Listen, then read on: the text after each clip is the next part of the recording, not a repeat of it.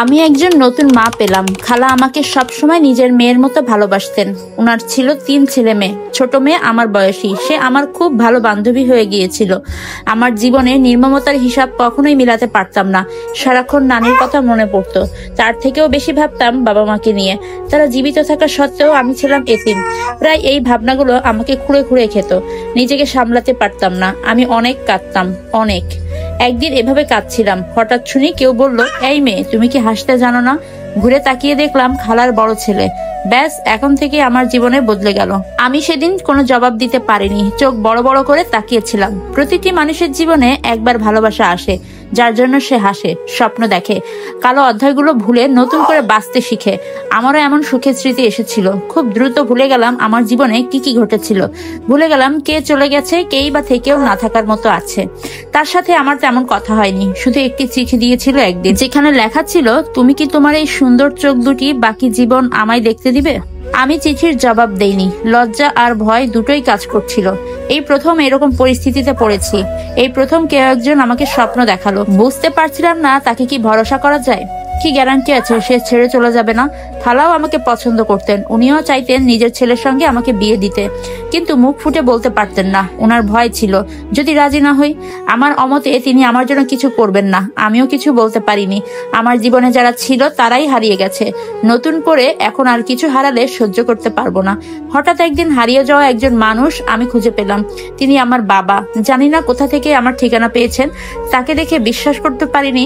খুব অবাক হয়েছিলাম সেদিন। এই মানুষটি আমার বাবা। তিনি জানালেন আমাকে নিতে এসেছেন। বুঝতে পারছি না কি করব। এই লোককে আমি কি বলে ডাকবো? যাকে কখনো দেখিনি তাকে হুট করে কিভাবে বাবা বলে ডাকবো? আমার মনে তখন হাজারটা প্রশ্ন। অনেক কিছু জিজ্ঞেস করতে চেয়েও পারিনি। কেমন জানি ঘোরের মধ্যে ছিলাম। খালার কথা শুনেই বিশ্বাস করলাম ইনি আমার বাবা। এত বছর খবর না নেওয়ার জন্য উনি এখন অনুতপ্ত। বাবা সেদিন হাউমাউ করে কেঁদেছিলেন। বারবার বলেছিলেন, মারে, আমি অন্যায় করেছি, আমাকে মাফ করে দে। আমার সাথে চল মা, তোকে আর কষ্ট করতে হবে না। এতদিন অন্যের ঘাড়ের বোঝা ছিলাম বলে অনেক কষ্ট হতো। বাবা আসার পর হাফ ছেড়ে বাঁচলাম। আমি বাবার সাথে চলে আসি।